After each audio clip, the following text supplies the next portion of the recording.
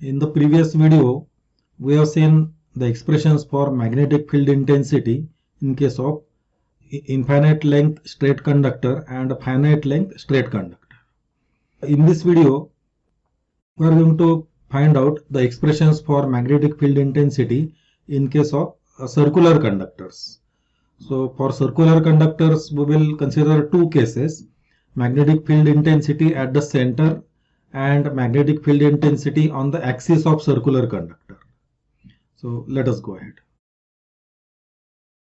Now to find out magnetic field intensity at the center of a circular conductor, let us consider a circular conductor as shown in this figure.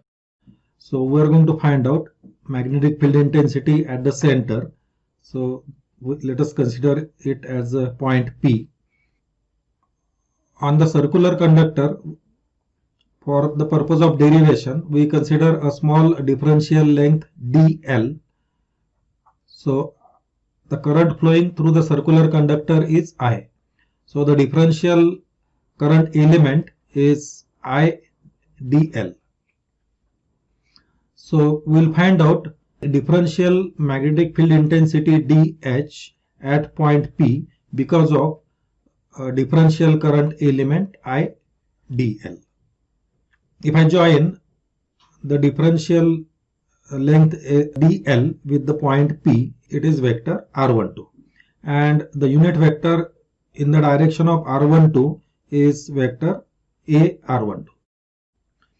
So the point of this dl I consider as point 1, and the point P is considered as point 2 for the purpose of derivation. So we start with the basic expression for magnetic field intensity as given by Biot-Savart law. So it is I dl cross ar12, where ar12 is the unit vector directed along from point 1 to point 2, and in the denominator r12 is the magnitude of vector r12. Now the total magnetic field intensity H we can find out by taking integral of this dH over this circular conductor. So let us find out. Now before that, we will find out this cross product IDL cross AR12. Now this is cross product between IDL cross AR12. It is I multiplied by magnitude of DL into magnitude of AR12, which is equal to 1 into sine theta, where theta it is the angle between DL and R12. Since it is a unit vector, magnitude of AR12 is 1. So this becomes IDL sine theta. This numerator cross product, it is nothing but IDL sine theta an. An is the vector normal to DL as well as AR12. So substituting this here, DH is IDL sine theta upon 4 pi r square, where r is nothing but it is magnitude of r12. So this is the expression for the differential magnetic field intensity because of a differential current element IDL. Now integrating this over the circular conductor, we get the total magnetic field intensity. So integration of IDL sine theta an upon 4 pi r square. Now taking out I sine theta an upon 4 pi r square outside of the integral, so this becomes integral dl, that is over the length of the conductor. So this integral dl, it is nothing but 2 pi r, that is the perimeter of the circle.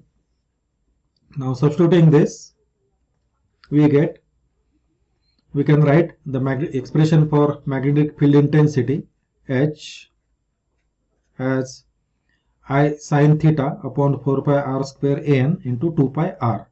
So here pi cancels, R square cancels with this R, and this 2 cancel this.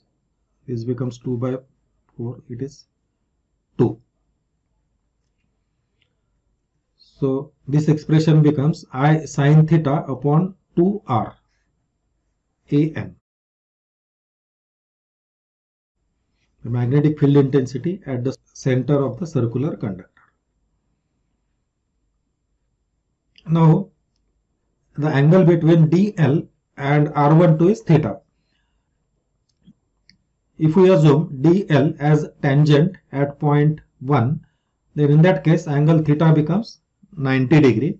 So sin theta is 1, and the expression for H reduces to H equal to I upon 2R an ampere per meter.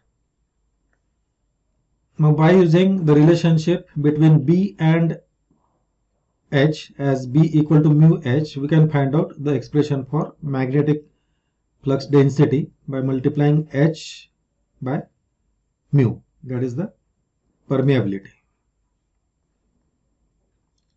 So B equal to mu I upon 2R into An. An is the normal to DL as well as R12. That means it is the axis of this circle. So B is mu I upon 2R An. For free space, mu is equal to mu 0. So for free space, we can write this expression as mu 0 I upon 2R An Weber per meter square. So these are the expressions for magnetic field intensity and magnetic flux density at the center of circular conductor. So in the same manner, we can find out the expression for magnetic field intensity on the axis of a circular loop. Now in this case, we assume this circular conductor and the current I is flowing along this conductor, and the center of the circular conductor is the origin. Now if we take DL as the differential length at this point, we call this as point 1, and joining this point 1 with the origin, that is R, that is nothing but radius of this circle, and this is the point P or point 2 where we want to find out the magnetic field intensity, which is located anywhere on the z-axis.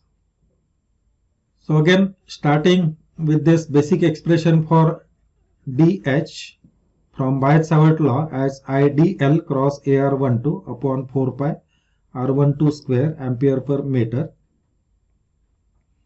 and integrating this over the length of the conductor, we get H given by this equation. So this is the magnetic field intensity because of a circular loop at a point located on z-axis, that is on the axis of the circular loop. So this is I R square upon 2 R square plus Z square raised to 3 by 2 Az. So it is this magnetic field intensity, it is directed along Z direction, and this Z here, it is the distance of this point P from origin, and R is the radius of this circular loop conductor.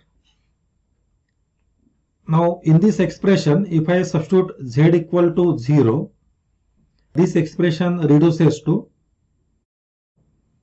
I R square upon 2 R square raised to 3 by 2.